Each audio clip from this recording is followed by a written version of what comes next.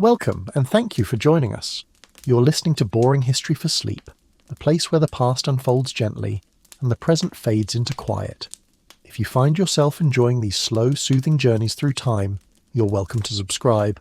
And if you feel like it, let us know in the comments where you're listening from and what time it is there. It's always fascinating to see how far this sleepy little community reaches. Tonight, we drift into the heart of a quiet catastrophe. One that crept in not with fire or flood, but with wind and dust. A disaster without explosions or armies, just the steady, choking ruin of land and livelihood. The Dust Bowl. It's a phrase that sounds oddly poetic, almost harmless, until you stand, in your mind's eye, beneath a blackened sky, watching the soil itself rise into the air and drift away, piece by piece, on the wind. Tonight we'll trace the soft, crackling fabric of life on the American plains before the winds came. We'll walk quietly alongside the farmers who tilled their hopes into the soil, and later, those who packed up what little they had and left it all behind. We'll unearth the hidden forces, economic, ecological and human, that turned open land into a slow-motion disaster. And we'll pause, now and again, to explore the quiet resilience, the quiet ruin, and the quiet rebirth that followed. Let the rhythm of these lives and landscapes lull you into rest. There is no urgency here. Only wind. Only time. Only the long, slow passage of history. Now, if you're ready, close your eyes, take a long breath, and imagine yourself standing in the middle of a sunlit prairie. The horizon stretches endlessly. The earth beneath your feet is soft, dark, rich, with promise. This is where our story begins. Imagine yourself waking just before dawn in a small, modest farmhouse on the southern plains. The room is cool and dim. The only sound is the low groan of the windmill outside, turning slowly in the early breeze. You rise from a straw-stuffed mattress and cross a bare wooden floor, where the cold boards nudge you fully awake. Your hands are rough from fieldwork, your boots worn smooth at the heels. You're not wealthy, but for now, the land provides. The kitchen smells faintly of last night's beans. A kettle simmers gently on the iron stove. Outside, the wind carries the scent of turned earth and dry grass, a scent that will become far more familiar and far more bitter in the years ahead. The year is 1928. Across the central plains of the United States, life is measured in seasons and harvests. Families rise early. They speak in soft tones, conserving both breath and energy. Children feed chickens, gather water, and sweep the front step. The farm waits. It always waits. The land around you is vast. Flattened by ancient seas, it rolls gently to the horizon in every direction, broken only by the occasional fence line or distant windmill. Rows of wheat ripple in the morning wind. A mule snorts and stamps in the barn. A dog pads quietly through the yard, ears alert. In this part of the country, western Kansas, eastern Colorado, the Texas and Oklahoma panhandles, farming has become a way of life for hundreds of thousands. The Homestead Act offered land, and people came, many with little more than a wagon and hope. They built sod houses at first, then wooden ones. They planted wheat, so much wheat. It wasn't always like this. Just a few decades ago, this land was dominated by tall grasses and buffalo. Ranchers drove cattle through open ranges. But by the 1920s, the open range had been fenced, divided and ploughed. Mechanized tractors replaced horses. The prairie grasses, deep-rooted and drought-resistant, were pulled up, acre after acre, and replaced with shallow-rooted crops. The soil was rich and black. It had lain undisturbed for centuries. At first, the yields were good. Too good. Wheat became a kind of fever. Prices rose during the First World War, and speculators urged more planting. Even in dry years, people believed the land would provide. They called it rain follows the plough, a comforting phrase, a dangerous myth. You head out to the fields now. The sun rises higher, casting golden light across the rows of young wheat. Your boots sink slightly into the soil. You breathe in the dry, dusty air. There is a faint metallic taste to it, but you think little of it. The wind has always blown here. Your neighbours are miles away, but you see them sometimes. At the feed store, at church, at school. Functions in the one-room schoolhouse. News travels slowly. Letters arrive days late. Radios are rare. Entertainment comes in the form of local dances, card games, and front porch stories told in the soft hours after supper. Evenings are long and quiet. Oil lamps flicker. The heat of the day lingers in the wood of the house. You read a bit, perhaps from a Bible or a weathered novel, and listen to the ticking of the mantel clock. Life is not easy, but it is steady, and that steadiness is its own kind of comfort. What you don't see, what none of you see yet, is that the land beneath you is growing brittle. The grasses that once held the soil firm are gone. The rains have been light. The winds are growing stronger, and soon the sky will darken in ways no one here has ever seen. But for now the day ends quietly. You drift to sleep to the rustle of the wind and the creak of old wood. Tomorrow will come, the work will begin again, and the dust, not yet. Imagine now a different setting, a quiet office in Washington, D.C., lined with dark wood and filled with the scent of old books, waxed floors, and paper. It's the late 1920s, and inside this government building a man named Hugh Hammond Bennett pores over weather data, soil charts, and field reports, his brows furrowed in deep concern. He is not a household name, not a war hero, not an industrial tycoon, yet Hugh Bennett will become one of the most important and often overlooked figures in the long story of America's environment. He was born in 1881 in North Carolina, on a modest farm nestled among hilly red clay. From a young age, Bennett noticed something troubling. After rain, the top layer of soil would wash away, slowly, year by year. It left behind bare rock and poor harvests. He saw this not as a passing inconvenience, but as a warning, a signal of something deeper, something structural. He studied chemistry, then agriculture, then soils. He joined the US Department of Agriculture in 1903, just as America was industrializing its farmland. Tractors, harvesters, and deep ploughs were replacing mules and muscle. Land was being worked harder, faster, deeper. But the soil wasn't built for that kind of abuse. Hugh Bennett spent decades travelling the country collecting data.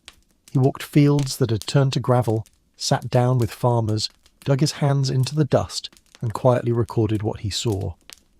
While others celebrated rising yields and booming exports, he saw something else entirely. Loss.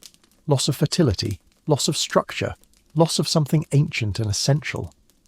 He tried to raise alarm, but most laughed him off. Soil erosion? It sounded like a problem for gardeners, but Bennett persisted, using calm, patient words. He published reports, testified in front of Congress, and wrote gently scathing articles with titles like Soil Erosion, a National Menace. He understood that this wasn't just about a few failed crops. This was about the foundation of agriculture itself. If the topsoil vanished, so would the harvest. And if the harvest failed, so would the farmers and the towns they fed and the people those towns served. By the early 1930s, his warnings became harder to ignore. Dust storms were appearing with greater frequency. Entire fields disappeared under a brown haze. Newspapers began using strange new phrases: black blizzard, dirt drift, crop suffocation, and Hugh Bennett. He kept showing up, calm, persistent, stubborn. He refused to make grand speeches. Instead, he pointed to maps, to evidence, to soil samples in glass jars. He spoke softly but clearly. In 1935, his moment arrived. He was scheduled to testify before Congress on a bill to create a new government office for soil conservation. As luck, or fate, would have it, a massive dust storm was making its way toward the Capitol. Bennett, always observant, knew of the storm's path. So he stalled. He delayed the hearing just long enough. As he finally began to speak, the sky outside the Senate chamber darkened. Dust, real and thick, drifted past the windows. It was as though the Great Plains had followed him to Washington. "You won't have to go out west to see what I'm talking about," he told the stunned lawmakers. "The dust is coming to you." The bill passed. The Soil Conservation Service was born. Hugh Bennett would go on to lead this agency for many years. He never chased headlines. He didn't care for accolades. He cared for soil, the thin skin of life that covers the earth. He taught farmers to plough less deeply, to plant grasses between rows, to rotate crops, to respect the land rather than conquer it. He did not stop the Dust Bowl. No one could. But he planted the seeds, quietly, steadily, for how we would begin to recover.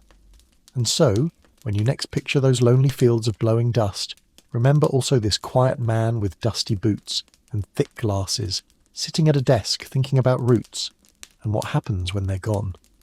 You're standing on the front porch of a small farmhouse watching the horizon. The sky is clear one moment, and then it isn't. A dark smear appears in the distance, low and wide. It doesn't roll like a storm cloud. It billows, it crawls, it rises up from the ground, not down from the sky. You squint, you listen.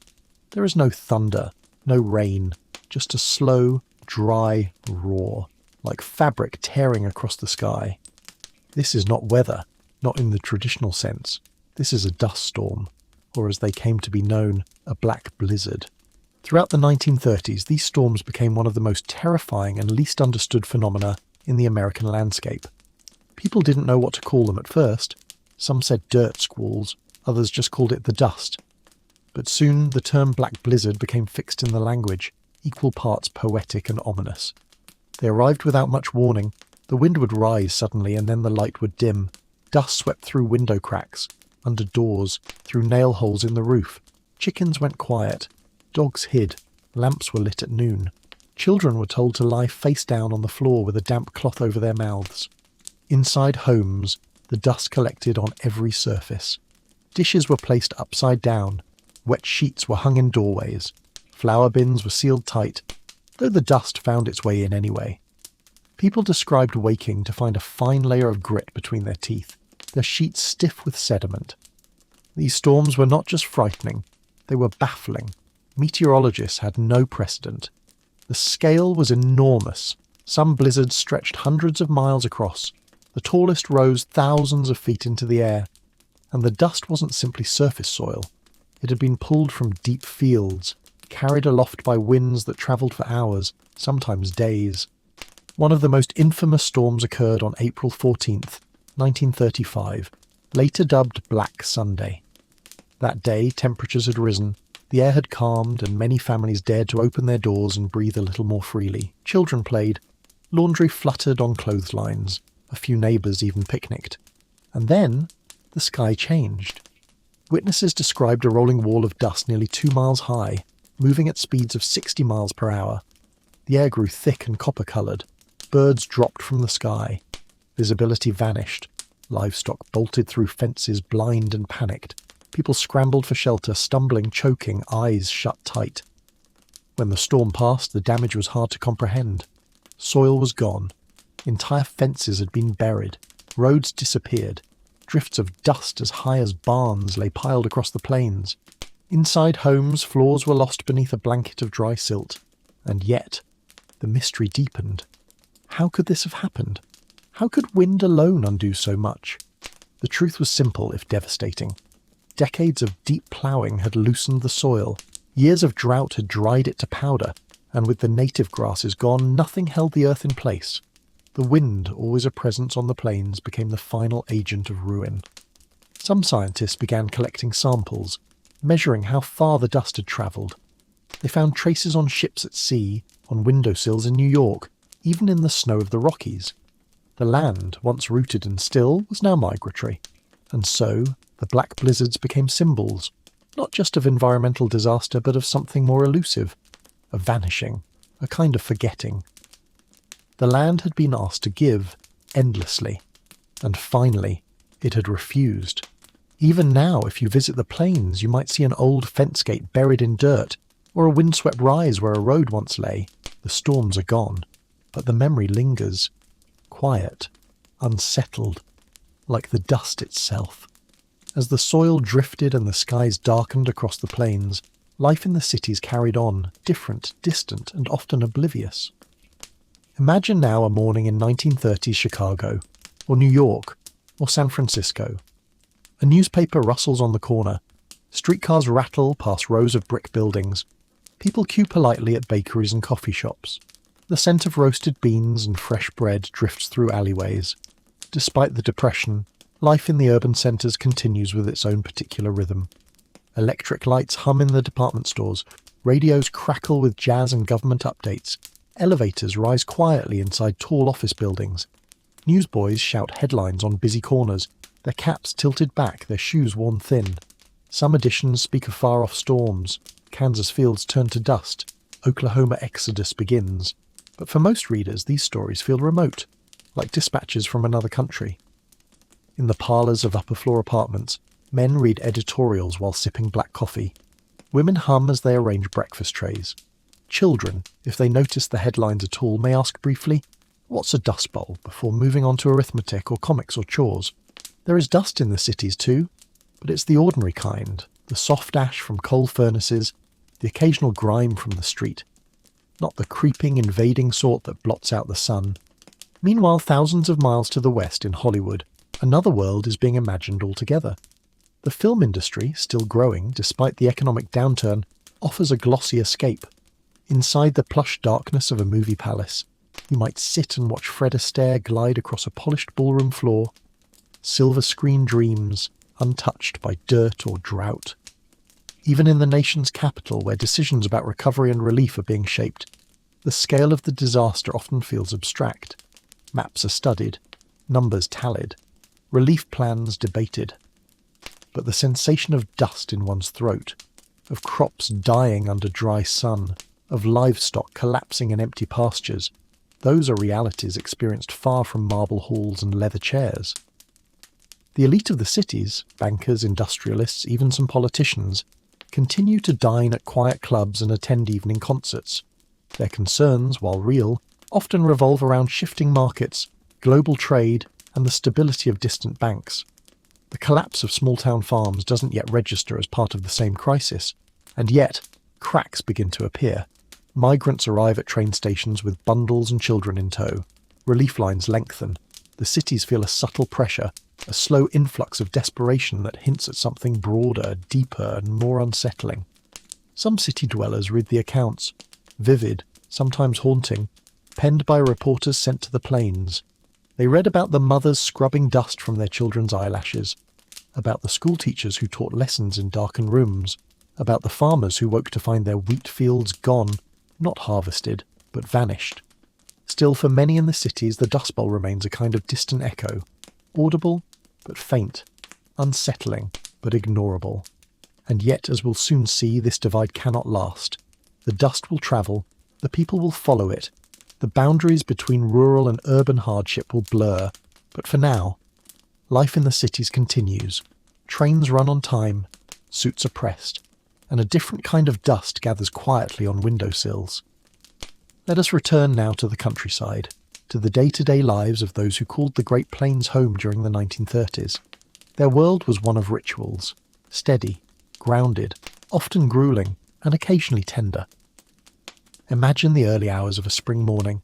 The sky's pale, the light is soft and unassuming.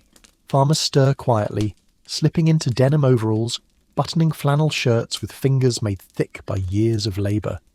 There are no alarms. The body wakes by habit, by necessity.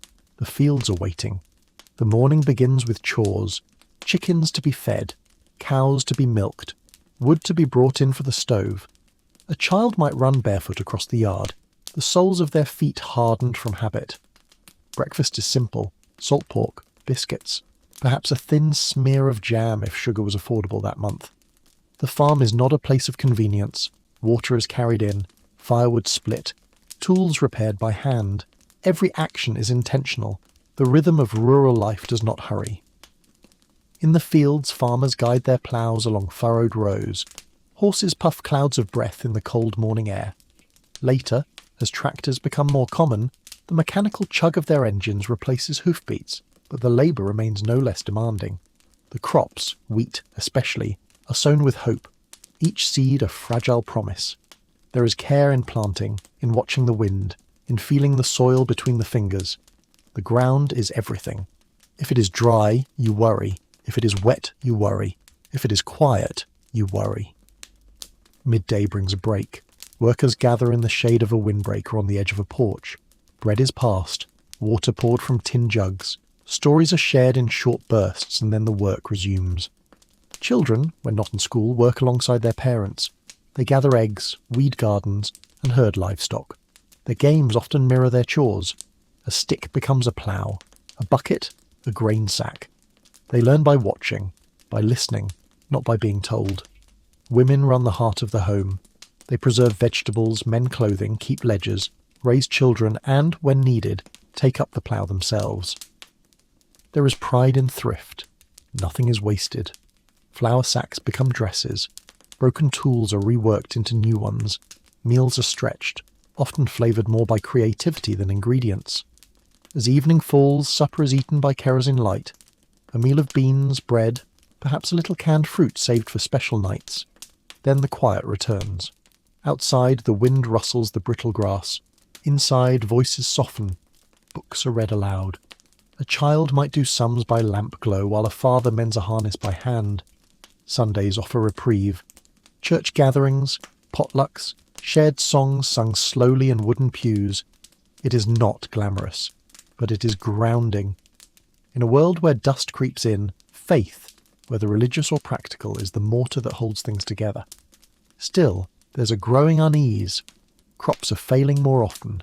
The soil is harder. The wind carries more than just breeze. It carries a whisper. Something is coming. No one can say exactly what. But the land, which once sustained, now offers subtle signs of strain.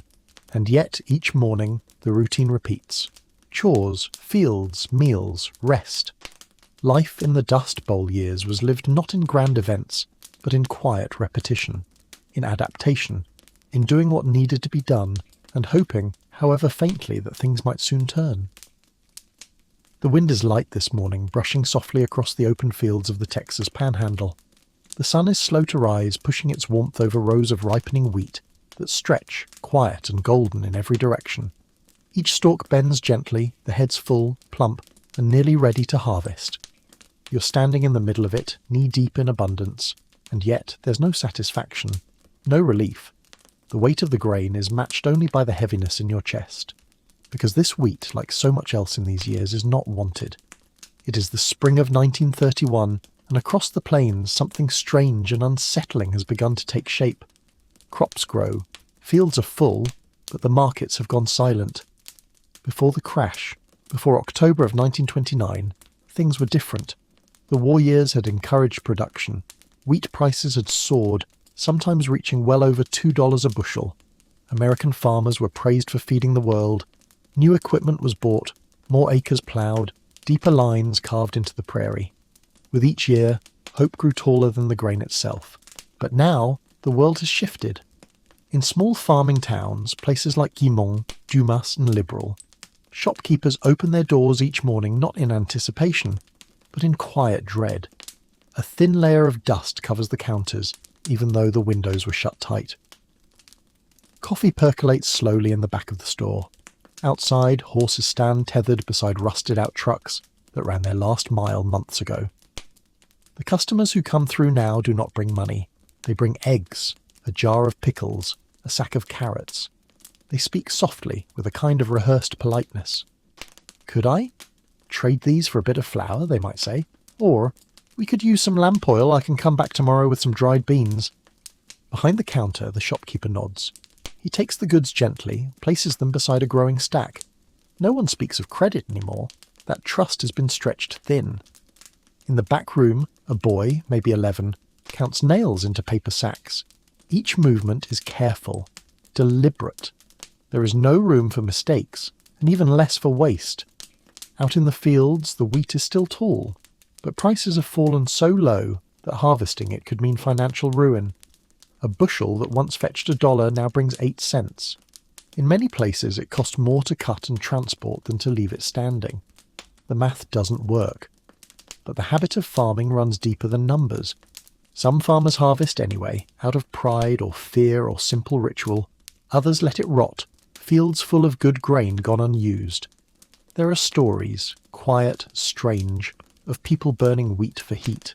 Not metaphorically, but literally, in wood stoves, like firewood. A painful irony.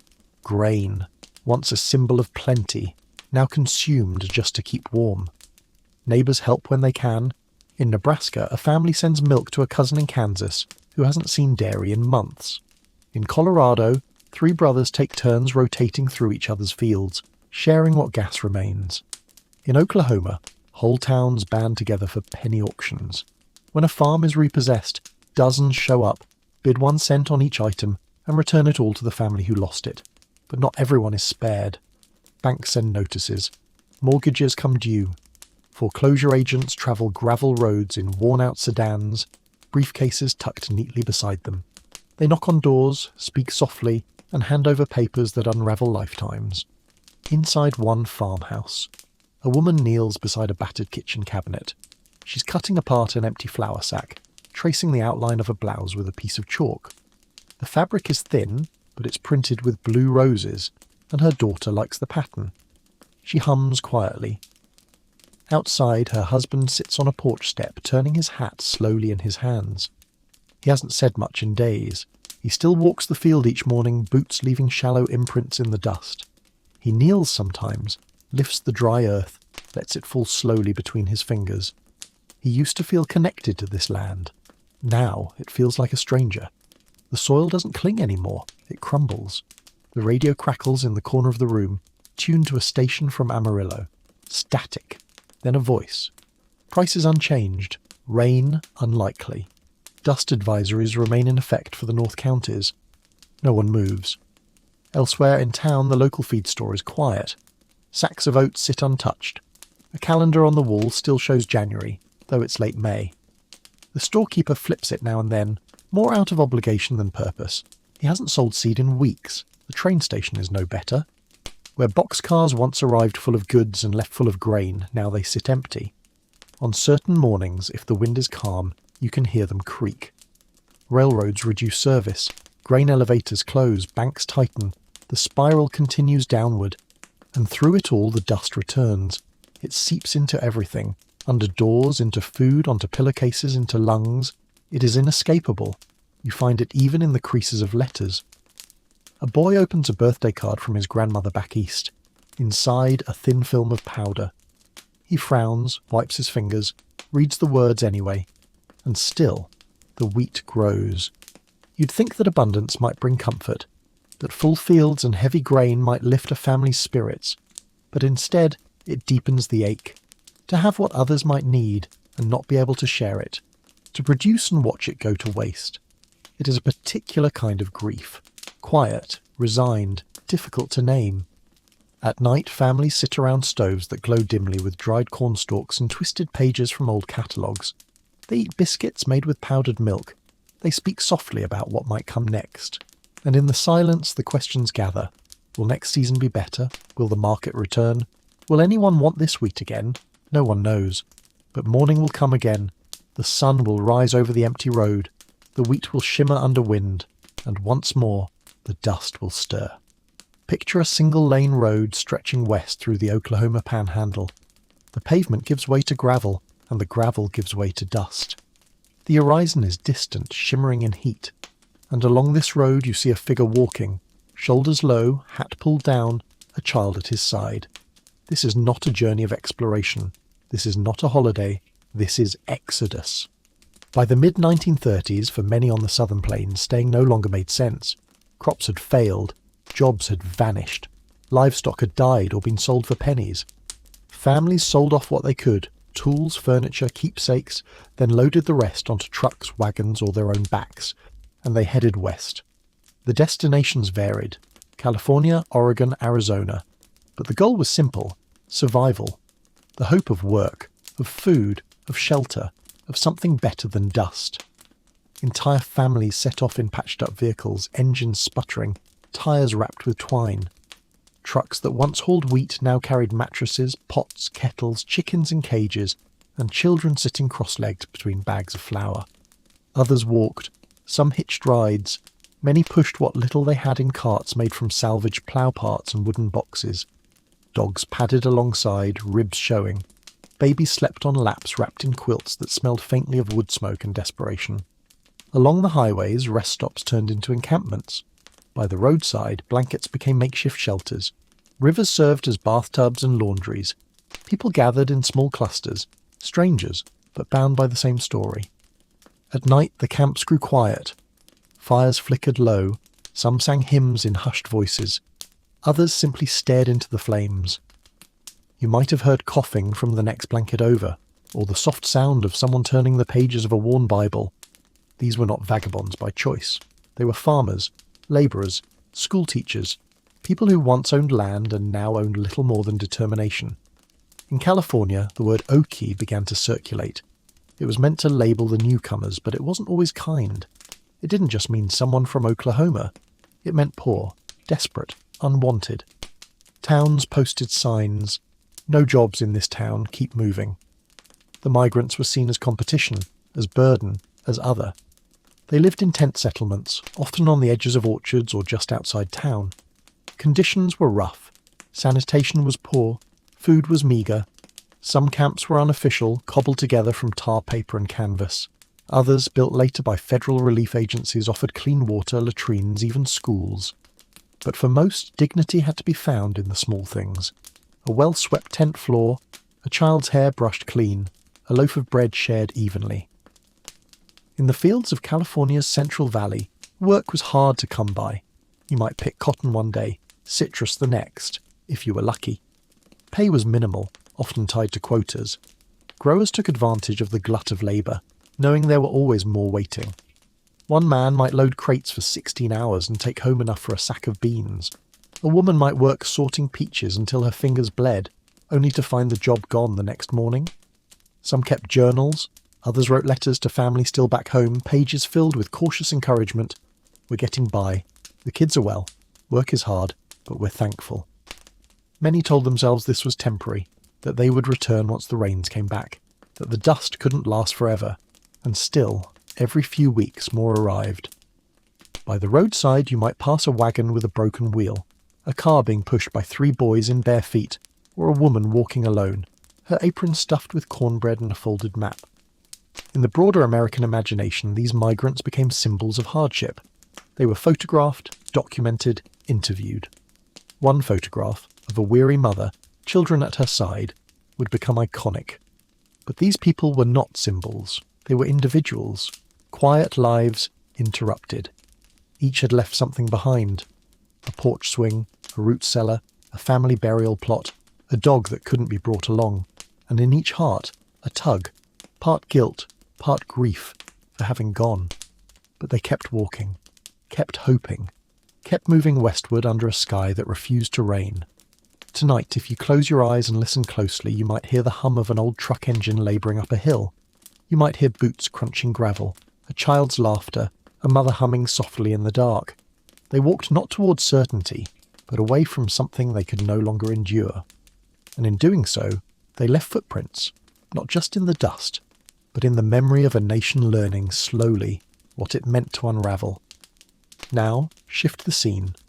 Far from the open fields and wind-scoured roads, we find ourselves in Washington, D.C., in a government building with thick stone walls and wide windows. The ceilings are high. The air smells faintly of paper, old varnish, and pipe tobacco. In the distance, typewriters clatter, and heels echo in the hallway. It is 1933 and a new president has taken office. Franklin Delano Roosevelt enters the White House at the height of the Great Depression. Banks have failed. Cities reel. The countryside is withering. And from the southern plains come reports of dust, thick, choking, relentless. Though the full scope of the disaster is still forming, it is clear that something deeply wrong is unfolding. Roosevelt, calm but decisive, begins crafting what will become known as the New Deal. A sweeping series of programs, agencies and reforms designed not just to aid recovery, but to reshape the way the nation thinks about work, land and responsibility. Among the earliest and most urgent concerns, the land itself. Reports cross his desk describing farmland turned to desert, of wheat burning in stoves, of families eating dandelion soup. He reads field letters from Texas, telegrams from Kansas, appeals from county agents and school teachers and state governors. It becomes clear. The soil, the very skin of the nation, is blowing away. So Roosevelt acts. He creates the Civilian Conservation Corps, the CCC, an agency designed to put young men to work restoring forests, building trails, and crucially fighting erosion. The men are housed in camps, fed, clothed, and paid modest wages. Many of them come from dust-ravaged regions. For some, it's their first full meal in weeks.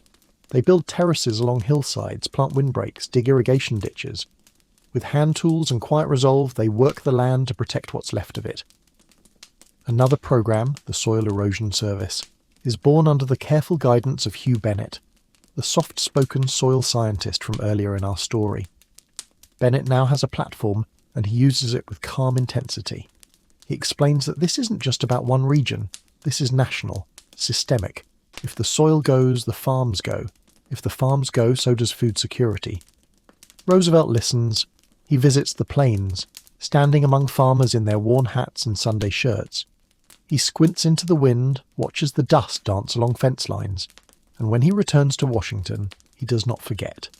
Soon, the Soil Erosion Service becomes the Soil Conservation Service, a permanent agency charged with promoting sustainable farming. Bennett is named its first director. He travels constantly, speaking with farmers, distributing pamphlets, holding field demonstrations. The message is simple: treat the land with respect, or lose it. One of the most impactful programs is the Shelterbelt project. The idea: plant hundreds of millions of trees in rows stretching from Canada to Texas. These shelterbelts would slow the wind, trap the dust, anchor the soil.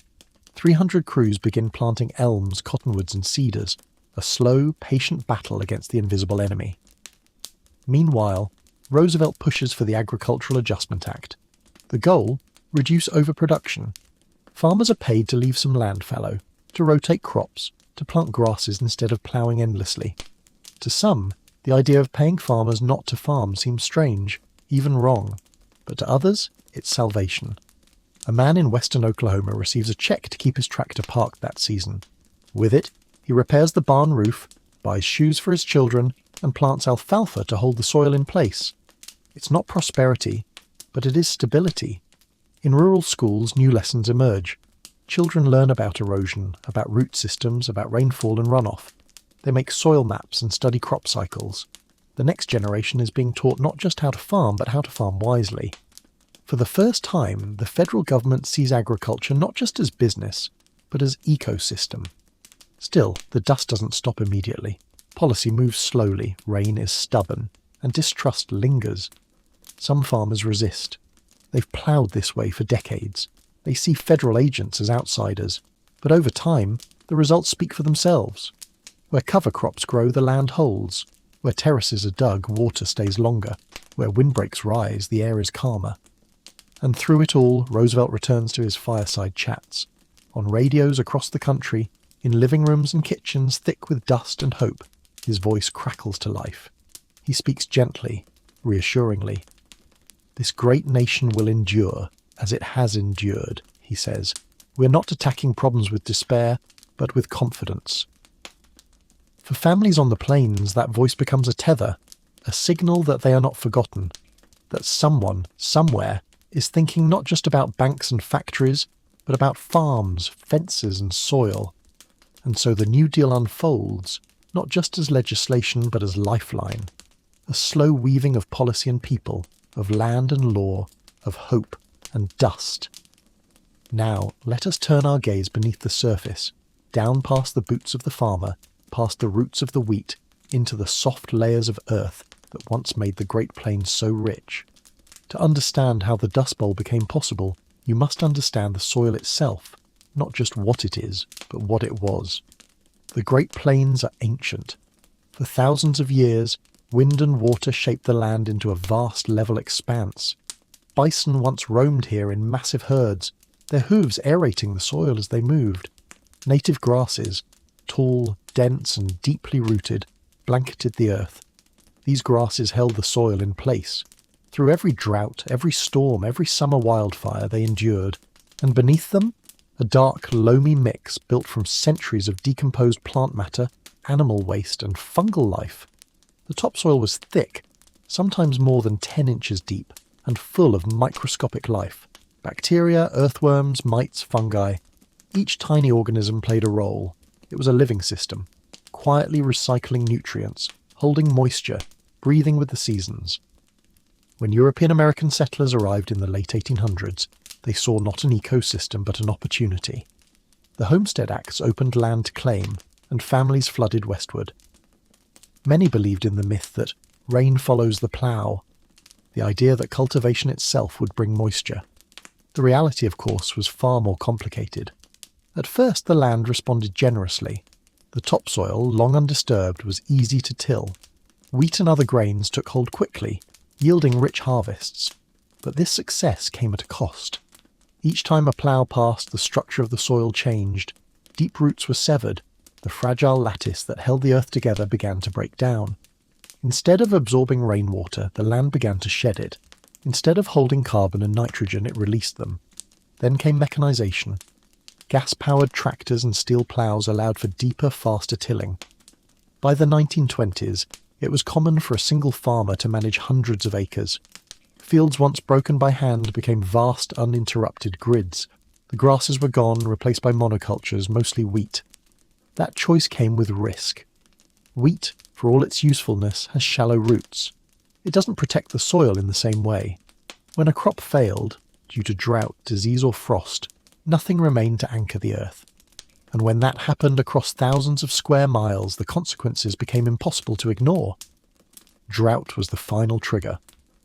Beginning around 1930, rainfall declined sharply. Streams shrank. Wells dried. The sun hardened the surface of the land into brittle crust. Crops withered. Pastures turned grey. With no plant cover, the topsoil, now loose and exposed, became vulnerable, and the wind, which had always been present on the plains, now had nothing to resist it. You might imagine the first storms forming quietly. A light breeze pulling particles from the corners of a bare field. A few wisps carried upward, circling lazily, then more.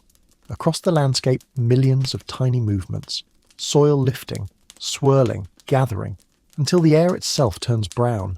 In time, the process becomes self-perpetuating. Wind strips a field bare. That bare field offers no resistance, so the next gust lifts more and more and more. A single acre of unprotected land can lose tons of topsoil in a single storm. Multiply that by thousands of acres, and you begin to see how the very skin of the continent began to shift. Scientists watched with growing concern. In labs and test plots, they studied wind patterns, soil types, moisture levels. They found that the problem wasn't just drought. It wasn't just poor farming. It was both, and how they interacted. In the wrong hands, soil could become dust in just a few seasons. Some researchers began taking soil cores, drilling into the earth to examine its history. They found old root structures deep underground, remnants of prairie plants that had anchored the land for centuries. Compared to the modern wheat field, these ancient systems were dense, complex, stable. It became clear the land had been asked to do too much, too fast, with too little care.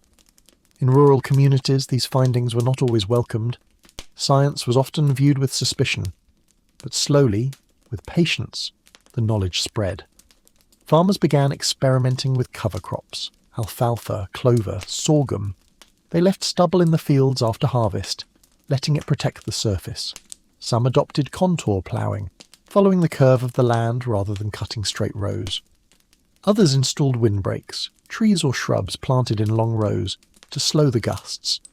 It was not a single fix, it was a mindset shift. The soil was not just dirt, it was life, complex, delicate, essential. And so, beneath the surface, a quiet revolution began, one rooted in respect, in observation, in the recognition that no crop, no matter how valuable, was worth the collapse of the land that sustained it. Tonight, if you imagine yourself walking across a field in the twilight hours, let your steps fall softly. Let your eyes drift downward to the earth itself. There is more happening there than meets the eye. It breathes, it remembers, it waits, and it can be lost, quietly, completely, if we forget to care for it. Let us step inside for a while. The wind is blowing again, dry and relentless, and the horizon outside the window has disappeared behind a thick brown curtain. But inside the house, life continues, slowly, carefully, quietly. The living room is small, furnished with only what's necessary. A wooden table, 2 chairs, a rocking seat with worn armrests, curtains once bright with flowers now faded to cream. On the floor, a braided rug, patterned with dust that no one can quite keep out. The air carries a faint scent of kerosene, liniment and dry wool. You can hear the ticking of a clock, a soft rustle as someone turns a page. Dust coats the glass lamp. Dust curls inside the corners of picture frames. Dust lines the edge of every teacup, settles into the pages of family Bibles, creeps under cabinet doors, rests on biscuits wrapped in cloth. In homes across the plains, during the worst years of the Dust Bowl, domestic life became a quiet battle against the wind's intrusion. Windows were sealed with paper and tape. Wet towels were stuffed into cracks in the floor. Rugs were laid tightly against thresholds, and still the dust came. At breakfast, families sat with heads bowed over bowls of oatmeal, spoons clinking gently. Each breath drew in the faint taste of grit. Milk had to be strained through cheesecloth. Eggs, when available, were rinsed before cracking. Bread left out for even an hour grew dry and dusty. In the kitchen, a woman wipes down surfaces 3, 4, 5 times a day, not because she's fussy, but because she must. The dust never sleeps. It returns like tide water. She wipes in small circles, rinses the rag, hangs it over the back porch rail, where it stiffens almost immediately in the wind. In bedrooms, children sleep beneath quilts pulled tight over their noses. Pillowcases are changed often, though they never stay clean. A basin of water sits beside the bed, cloudy by morning. In some homes, damp sheets are hung in doorways to trap the worst of it. Mothers check on babies often, clearing their tiny noses, watching their breathing. Dust pneumonia becomes a whispered fear. No one wants to talk about it too much, but everyone knows someone who's had it. The coughing that doesn't stop, the fever, the quiet funerals. In the schools that remain open, lessons are interrupted by drills. Not fire drills, dust drills. When the sky darkens, children are told to lie flat on the floor, to cover their mouths with damp cloths, to stay quiet until the air clears. Teachers keep kerosene lamps burning through the day. They grade spelling tests with handkerchiefs tied over their faces. Yet life indoors was not only struggle. There was warmth too, small comforts. In the evenings, families read aloud, simple stories, scripture, letters from relatives in places where the dust hadn't reached. Children played card games, crafted dolls from corn husks or button strings. Some learned to knit or mend. Others drew on scraps of paper, sketching flowers they barely remembered. On Sundays, the best tablecloth was brought out. A few wildflowers, somehow blooming through the dry earth, placed in a jar, grace was said. Meals were quiet but respectful. Even if it was just beans and cornbread, it was shared with care. People grew skilled at finding peace in repetition. A boy might sweep the front step each morning, even though he knew the dust would return by noon. A woman might polish the edges of a mirror until her reflection shone back faintly through the haze. These acts were not futile, they were grounding. For some, music softened the days. Harmonicas, fiddles, old pianos with missing keys. Songs passed down through generations, sung softly by oil lamplight. Lullabies for children too tired to protest the coughing. In places where radio still worked, voices from the outside world would drift in. News from Washington, music from Chicago, grain prices from Amarillo. It was connection. A reminder that life existed beyond the brown horizon, and through the walls the wind would whisper. A constant low presence, sometimes like a sigh, sometimes like a scratch, but always there. It's easy to think of the Dust Bowl as an outdoor disaster, a crisis of land and sky. But the true weight of it was often carried indoors, in rooms like this one, in the hands of those who dusted again and again, in the lungs of those who breathed carefully, in the minds of those who waited for rain, year after year. So as you imagine yourself now sitting beside that lamp, sipping from a tin cup, watching the dust swirl just beyond the pane, remember the quiet resilience that filled these walls, the dignity in the daily tasks, the tenderness in the tea shared between storms, and listen gently to the way the house creaks beneath the wind, as if it too is holding its breath, hoping for calm. Picture a single gas pump standing on a quiet road. Its paint is chipped, its glass dusty, the hose curled like a forgotten rope. Behind it, a storefront with windows boarded up, a post office that no longer receives mail, a church bell that hasn't rung in months. This is not a ruin of war. It is the slow erosion of presence, of people, of purpose. This is what happened when the towns began to die. Across the Great Plains, hundreds of small communities had sprung up in the early decades of the 20th century. They were built on optimism, a grain elevator, a general store, a schoolhouse, maybe a few cafes or a small bank. Each town believed itself permanent, rooted, tied to the land through the harvests and the work of its people. But as the Dust Bowl worsened, the foundation of these communities began to crack. First, the crops failed, then the banks, then the businesses. In towns like Rolla, Keyes, Texoma, and Hooker, scattered across Oklahoma and the Texas Panhandle, storefronts shuttered one by one. Hardware stores stopped restocking. Diners served only what was left in the pantry. Newspapers dwindled to a few pages or disappeared entirely. The grocery clerks swept the same floor day after day with nothing to sell. Mail stopped coming 6 days a week. The train reduced its stops. Bus routes were cancelled, teachers left, doctors moved on. In the quiet that followed, the sound of the wind became more noticeable. Doors creaked on their hinges. Paint peeled in strips. Signs faded until they were barely legible, and people began to leave.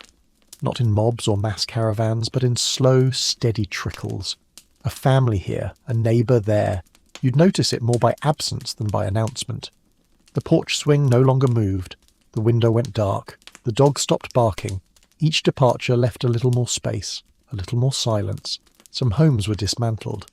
Lumber was too precious to abandon, so walls were taken down board by board, nails carefully pulled, beams loaded onto trucks and repurposed in California or Colorado, or wherever the family had landed. Other houses were simply locked, windows shuttered, a note nailed to the door. Gone west. Good luck. Even the windmill stilled. Once so iconic, creaking in the wind, pulling water from deep aquifers, they now stood motionless, their blades broken or removed, their pumps dry. In the cemeteries the grass thinned, fences fell, tombstones leaned, and yet some remained. A few families held on, stubborn or loyal or simply unable to leave. They kept the church open, even if only 5 showed up. They maintained the schoolhouse, even if only 2 children were left. They ran the post office with a single bag of mail a week. In one such town, an elderly couple opens the general store each morning. The shelves are mostly bare, but they sweep, they dust, they set the cash box by the register. A child might come in for a penny candy, a rancher for a can of oil. Most days, no one comes at all. The silence is both peaceful and heavy. You might walk down the main street of one of these towns and hear only the soft crunch of your own boots on gravel. You might peek inside the cafe and see the chairs stacked on the tables, dust gathering along the counter, a calendar still turned to 1935, a telephone on the wall silent for years. In the library, books remain neatly shelved. One has a bookmark still tucked between its pages.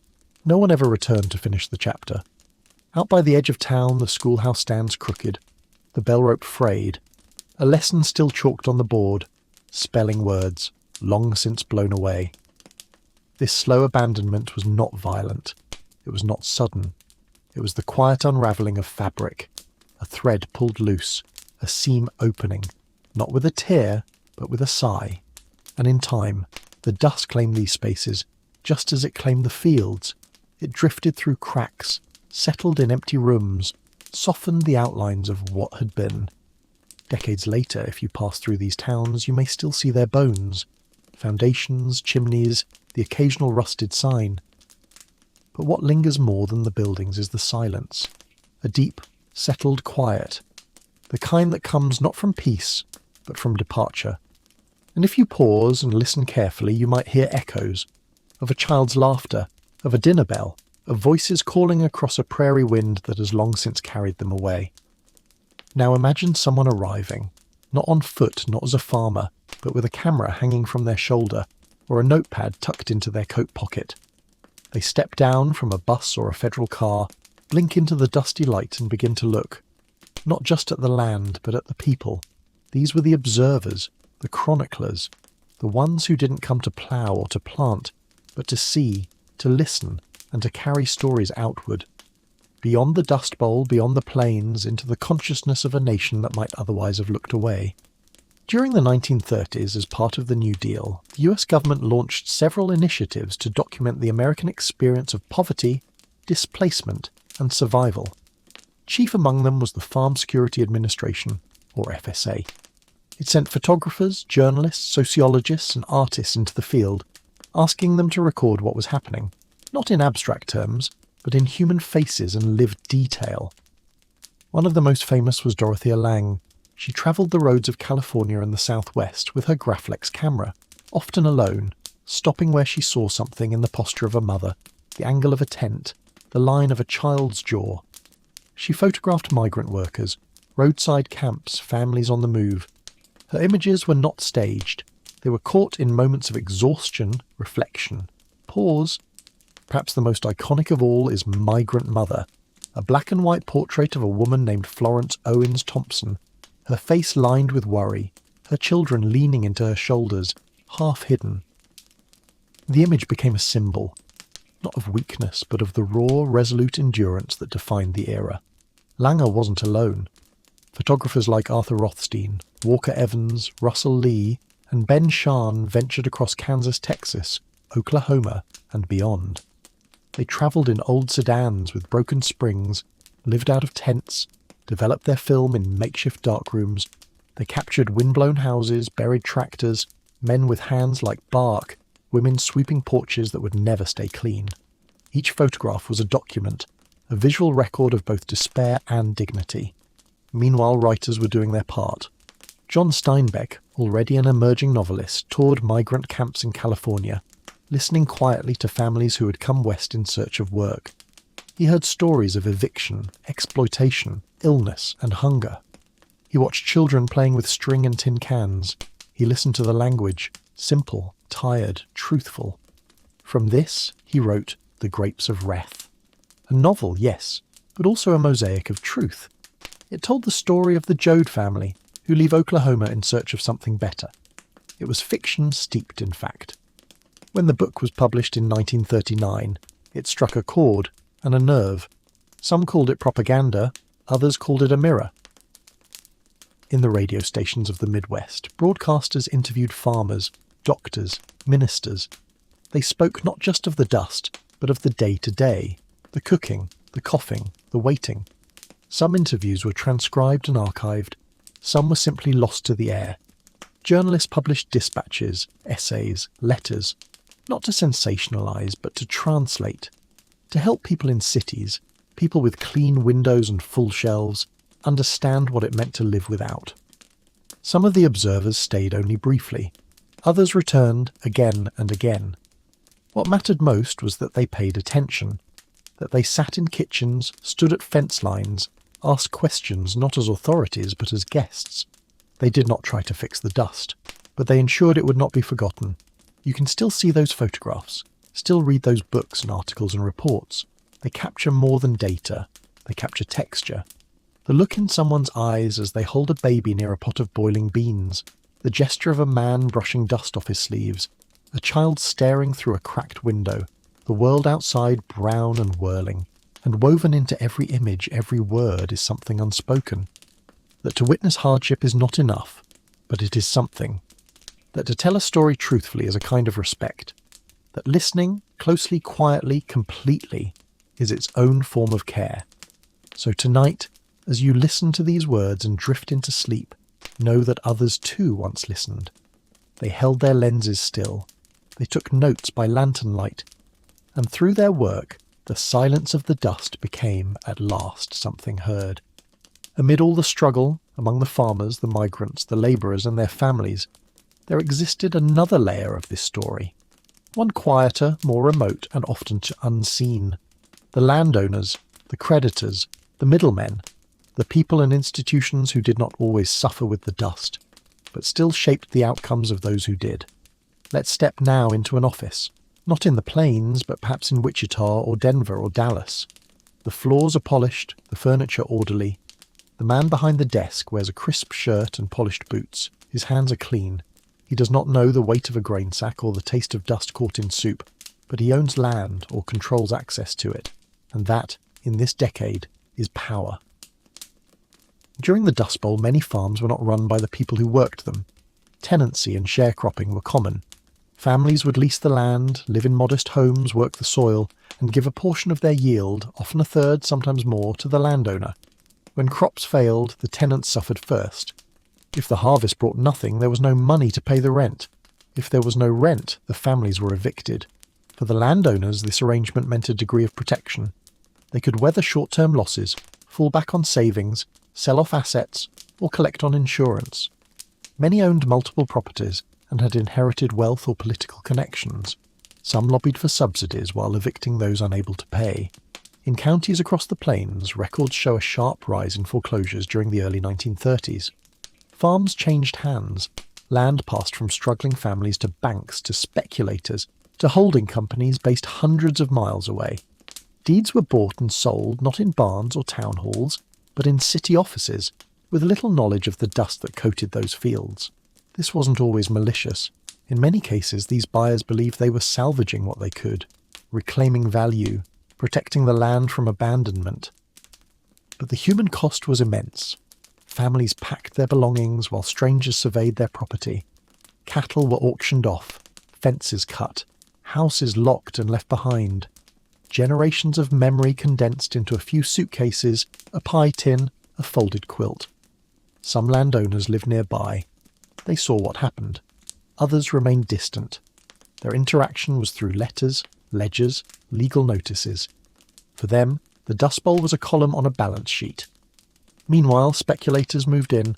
Some bought foreclosed farms at a discount, betting that the rain would return and the land would recover. They gambled on drought cycles, purchasing acreage for pennies and holding it until the market shifted. A few won, many did not. But their bets rippled outward. Land that might have been returned to fallow or used for communal grazing was instead subdivided, fenced, leased again, often to desperate tenants with no better option. And so the cycle continued. Even federal aid programs, well-intentioned as they were, sometimes fed this machinery. Checks meant for conservation ended up in the hands of absentee landlords. Recommendations for soil restoration were ignored if the owners had already planned to sell. The disconnect between those who worked the land and those who owned it widened. In this gap, frustration grew. A farmer might look out over a field he no longer owned but still worked, watching the wind lift another sheet of soil into the sky, and wonder if he was labouring not for survival, but for someone else's distant profit. And yet not all owners were indifferent. Some reduced rent, forgave debts, shared food. In tight-knit communities, relationships mattered. A handshake still held weight. But as the crisis deepened and as banks intervened, personal bonds frayed beneath institutional pressure. Wealth, as it often does, insulated some and exposed others. And while the dust filled lungs and eyes and pantries, it also masked another truth, that suffering was not distributed equally. That some watched the winds from the shelter of stone buildings and judged the damage through the lens of cost, not consequence. Even today, records of those transactions remain. Deeds filed, notices served, payments missed. Some of the names are still recognisable. Others have vanished, like the houses they once claimed. So if you imagine yourself now, not in the field, but at the desk, ask gently what it means to own something you do not touch. What it means to decide the fate of soil you never walked, of homes you never entered, of families you never met. And then return, softly, to the sound of the wind outside that glass office window. Faint, distant, but persistent. The same wind that carries dust and truth. Now step into a quieter kind of place. A schoolhouse, a church, a modest town hall. Those simple institutions that held communities together, especially when the wind began to take everything else away. These were not large buildings. Their walls were thin, their benches were hard, their bells, when they rang, echoed across empty lots. But their role was profound. Start with a schoolhouse, often one room, sometimes two, a single teacher for dozens of children ranging in age from 6 to 16. Desks lined in rows, chalkboards framed in pine, a stove in the centre, burning slow through the winter. A map of the United States, corners curling, thumbtacked to the wall. In the 1930s, schools on the plains became more than places for arithmetic and handwriting. They were shelters, places of routine, stability. They opened even on days when no one could see 10 feet beyond the window. They stayed open when livestock died, when crops failed, when families went hungry. Children arrived with scarves tied over their faces. Boots dusted off at the door. Coats hung carefully by the stove to dry out. Dust trailed in behind them no matter how tightly the windows were sealed. It settled on slates, inside books, on the lids of lunch pails. Teachers, mostly women, often young, became more than instructors. They were caretakers. They watched for signs of illness. They wrapped coffers in quilts. They read stories aloud when the sky turned black at noon. Some taught from memory when the books grew too fragile to touch. And in that schoolhouse, learning became a kind of resistance. To recite a poem was to defy the silence of the fields. To solve a math problem was to affirm order against the chaos outside. To sing a hymn together, softly out of tune, was to make something beautiful in a world grown dry and grey. Then, the church. Usually just down the road, perhaps no more than a white rectangle with a modest steeple, its pews carved from local timber, its windows streaked with wind-worn dirt. The hymnals passed from hand to hand, their pages stained, their spines cracked. Here the people gathered, not always to pray for rain, though they did, but to sit side by side, to remember what it felt like to belong. In the deepest years of the Dust Bowl, attendance didn't drop. It often rose, even when gas was scarce, even when clothes were thin, even when tithes dried up entirely. Ministers stood at plain wooden pulpits and spoke gently, not of judgment, but of endurance, not of wrath, but of hope. Funerals were held quietly, weddings were small, baptisms took place with water so carefully rationed it felt like a holy miracle in itself. The church also became a site of food relief, a pick-up point for donated flour, for government-issued rice and beans, a place where volunteers handed out meals made from what was left in the pantry, bread baked from barley and cornbread sweetened with molasses when sugar was gone. The town hall, smaller still, perhaps just a single room behind the post office, was where local decisions were made, whether to close the school, whether to petition for aid, whether to invite in federal agents with their pamphlets and their promises. Meetings were sparse, often tense, but even disagreement was a kind of vitality. The act of showing up meant the town still mattered, that someone still believed in its future. In these institutions, the Dust Bowl became something communal. Instead of individual hardship borne alone, it was shared, softened at the edges by collective presence. The school teacher who mended children's mittens after class, the pastor who delivered sermons with dust in his throat, the town clerk who wrote every name carefully into the ledger, even as families disappeared down the road, one by one. Inside these buildings the wind sounded softer, less like a threat, more like a reminder to speak gently, to hold each other close. Years later, many of these structures would collapse, their boards reused, their signs faded beyond legibility. But for a time, they stood, quiet pillars of something steady. So if you picture a windstorm now, darkening the horizon, try also to picture this. A child, reading aloud in a dusty room, a woman sweeping the church aisle before Sunday service, a man at a desk recording one last town meeting in careful even script, and through the cracked glass windows, the sound of the wind. Always the wind, but not quite enough to silence them. Now picture a quiet afternoon in New York City. It is spring, 1934. The air is unusually hazy. Dust clings faintly to windowsills along Fifth Avenue. A secretary in Manhattan wipes grit from her typewriter. A man in a brown overcoat rubs his eyes while waiting for a streetcar. Above them, the sky holds a strange tint. Neither grey nor brown, but something in between. None of them have been to Oklahoma, or Kansas, or Texas, but they are breathing its soil. On May 11th, 1934, a dust storm from the Great Plains carried over 350 million tons of soil eastward. It rose high into the atmosphere, miles above the ground, and rode the jet stream across the Midwest, through the Great Lakes, and into the Atlantic. In Chicago, visibility dropped to a quarter mile. The dust settled on desks, on porches, on the tops of piano keys. It made its way into the lungs of men and women who had never seen a wheat field. In Cleveland, carriages moved slower. People covered their mouths with handkerchiefs. Newspapers ran headlines. Dust from west darkened skies. The storm reached New York, then Washington. By dawn the next day, ships at sea reported a fine reddish film collecting on their decks, debris from a continent away.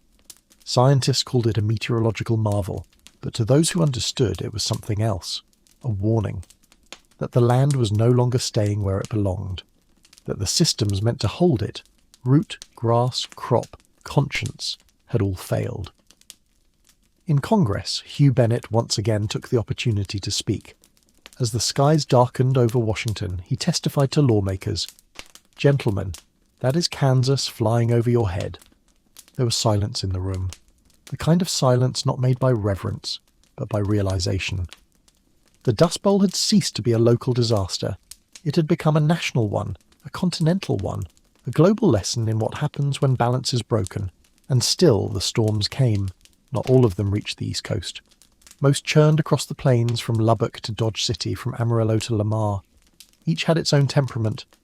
Some came slowly, crawling across the horizon like smoke. Others hit like a wall, fast, sudden, a black curtain falling over the earth. Airplanes grounded, trains halted, telephone wires hummed with static. People stopped speaking mid-sentence as the air grew thick and the light vanished. For those in the cities, the dust was a curiosity. For those in the plains, it was a daily intruder. A woman in central Kansas recalls setting the table for dinner, only to sweep it clean before the food arrived. Her husband wipes his hands after repairing a windmill, only to find them dirtier than before. A baby wakes crying, eyes red, throat dry, cradled against a mother who can do little more than hum and rock and wait. And always the dust keeps moving. It invades the smallest cracks, finds the narrowest gaps, crosses state lines, climbs over mountain ridges, hangs in the sky above cities that had once believed themselves separate from the plains. In that spring of 1934, many began to see the truth, that the land is not a boundary, but a bridge, that what happens in one county affects the next, that soil once airborne knows no fence lines, and so the conversation changed. Conservation was no longer a rural concern, it became national. Scientists studied wind maps, policymakers read weather bulletins. The press began to cover not just the suffering, but the structure behind it, the decisions, the patterns, the mistakes that had let this happen. And beneath all of it, the earth kept moving. Even now, when you step outside on a windy day and feel the grit against your cheek, you might wonder, where did that dust begin? What path has it taken? Maybe it rose from a dry field in Colorado, or from the edge of a cattle trail in western Oklahoma. Maybe it was born of drought, or neglect, or simple chance. Maybe it remembers. And maybe, in its drifting silence, it carries with it a message not shouted but whispered. That the land connects us. That care must be shared. That dust, when lifted, belongs to no one, and to everyone. Now imagine a long, straight row of trees stretching across a flat, open field. They are young, barely taller than a man, but planted with precision, like soldiers standing guard against the wind. Cottonwoods, green ash, hackberries, and elms. Their roots inch downward into the thirsty soil, their leaves trembling gently in the breeze. This is not a forest. It is a line of hope, a human-made answer to a wind-blown crisis. These are the shelterbelts. In 1935, as the Dust Bowl raged on, the US government began an ambitious program to plant over 200 million trees across 1,000 miles of the Great Plains. From North Dakota to Texas, these trees would act as living windbreaks, slow the air, hold the soil, and protect the fields. It was one of the largest ecological engineering projects in American history, and it began with a simple idea: slow the wind. The Prairie States Forestry Project, under the direction of the Forest Service, organized the planting. Crews from the Civilian Conservation Corps dug holes by hand. Farmers were paid to allow trees on their land, and were given instructions for care. In many cases, the young saplings arrived bundled in damp burlap smelling faintly of clay and pine resin. Each line of trees was placed perpendicular to prevailing winds. They were spaced just far enough apart to allow crops to grow between them, but close enough to interrupt the flow of air. And slowly, very slowly, they worked. You see, trees are not quick things. They do not solve problems in a season. But their effects, once rooted, are persistent. With shelter belts in place, the speed of surface winds decreased. Soil erosion declined. Snowfall stayed where it landed. Moisture was held in place a little longer. The dust still came, but in gentler waves. Crops survived where they might have failed. In time, the trees offered more than protection. They shaded cattle, offered roosts to birds, provided shelter to rabbits, foxes, and insects. Children played in their narrow shadows. Birds built nests in their branches. Wind no longer howled across bare land. It rustled, it whispered, it passed more softly. Many farmers tended the trees like crops. They weeded between saplings, carried buckets of water during dry months, watched anxiously for signs of blight. It was slow work, quiet work, but it felt like building something permanent, and while the shelter belts were growing, other forms of green returned too. The Soil Conservation Service encouraged the planting of cover crops, grasses like buffalo grass, blue stem and rye.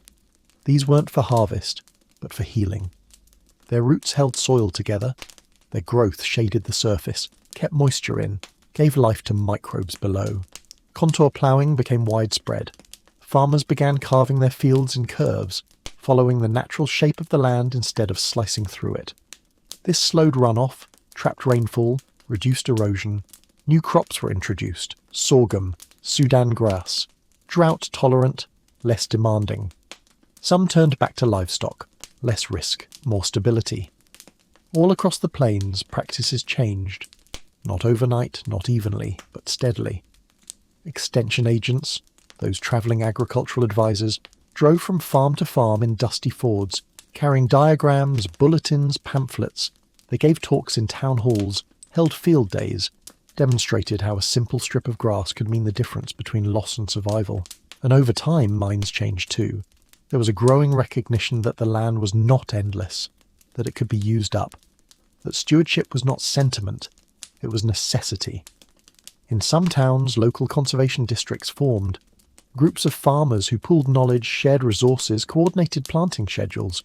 The work became communal, and the green, slow, cautious, tender, began to return. Not everywhere. Some areas remained too damaged. Some farms were never reoccupied. But the trend reversed. The colour came back to the edges of the fields. The songs of birds returned to the shelter belts. Children born in the early 1940s grew up in landscapes that looked slightly different from those their parents had known. Still windy, still dry, but edged in tree lines and shaded rows. Their memories included not just the dust but the green. Even now, some of those shelter belts remain. You can see them from the air, long, narrow ribbons across the plains. They mark not division, but healing. So as you picture the open land tonight, try to see it not just as it was in the depths of drought, but in its slow restoration. Imagine hands placing saplings in furrows. Imagine roots reaching, unseen, beneath the surface. Imagine wind slowed to a whisper, and the land, at last, beginning to hold. Now imagine standing in the doorway of a weathered farmhouse. You're older now, the winds have quieted. Your fields, once bare, now show signs of life. Patches of green, faint rows of crop. The sky holds a new weight, not from dust, but from something heavier, denser, slower. Rain, not a flood, not a storm, just a steady soaking drizzle. The kind that soaks deep into the soil, the kind that leaves behind the scent of earth, cool, dark, and still alive. By 1939, after nearly a decade of drought, the rains finally began to return to the southern plains. Not evenly, not everywhere. But slowly the skies softened. The clouds thickened. The air grew heavier. People stepped outside not with umbrellas but with silence, with awe, with relief. Some farmers stood quietly in their fields, letting the water run down their faces. Others knelt, pressed fingers into wet soil. In towns where bells hadn't rung in years, they rang again. Softly, like a breath held too long. But rain did not erase the damage. It did not bring back every town. It did not return the lost soil or reopen the shuttered schools. It did not unbury the fence posts or lift the roofs half swallowed by dunes. What the rain did instead was offer a chance to begin again, with knowledge, with scars, with humility. Many who had left never returned. The migrants who found work in California often stayed. They built new lives, raised children, opened shops, joined unions, served in the war. They carried with them the memory of dust, the lessons of flight, the taste of resilience. Their stories became part of new towns, new landscapes. But some came back, to reclaim land, to rebuild homes, to try again, more cautiously, more slowly. The government had changed. Conservation programs were still in place. Shelter belts were taller now, New rules guided how much could be planted, when land must lie fallow, how grazing was to be managed, and mines had changed too. Farming was no longer a solitary endeavour. It was seen as part of a broader web, connected to weather, to markets, to policy, to each other. The land was still harsh, but it was no longer viewed as something to conquer. It was something to partner with, to adapt to. Families who stayed often lived differently. Houses were smaller, cellars deeper, water barrels were placed under eaves, dust masks were kept in drawers, not because they were needed now, but because no one wanted to be unprepared again. The memory of the Dust Bowl lingered not just in photographs, but in posture, in how one swept a porch, in how one packed a truck, in how one watched the horizon. In some communities monuments were placed, simple stones or plaques noting the years of drought, the worst days of the storms, but most remembrance happened in quiet ways. A tree planted where a house once stood, a row of hedges marking where the wind once tore through, a child named for a grandfather who had stayed. In the 1940s, war came. Men left to fight overseas. Women took up new work. The country shifted once again. But in the plains, the dust years remained a kind of quiet echo, a thing not often spoken of but never fully gone. Even decades later, when satellite images showed green again across Kansas and Oklahoma, and roads once buried were paved and busy, there were places where nothing grew, patches of land where the topsoil never returned, where the roots never took hold again. And still, the people remained. They planted, they built, they listened to the wind. They told stories in kitchens, in feed stores, at county fairs, about the days when the sun went dark and the air turned thick, and the world shrank to the space beneath a wet cloth. And they said it without drama, without anger, just the steady tone of someone who had lived it, survived it, carried it with them. Tonight, as you sit in the stillness, know that the storm did end, that the green returned, that the people endured, not all, but many, and that even now when the wind rises there are still those who pause, just briefly, to listen. Not in fear, but in memory. Let's return now to the broadest view. Not to a single town or field, but to the land as a whole. The Dust Bowl was not just a regional crisis or a chapter in textbooks. It was a mirror, held up to a nation and to the choices it had made about growth, about use, about limits. And even decades later, the reflection still matters. The first lesson was ecological. That land is not empty space. It is a living system, fragile, interconnected, slow to heal when broken. That grasses, barely noticed underfoot, are anchors. That soil is not just dirt, but structure and breath and memory. That balance must be maintained, not assumed.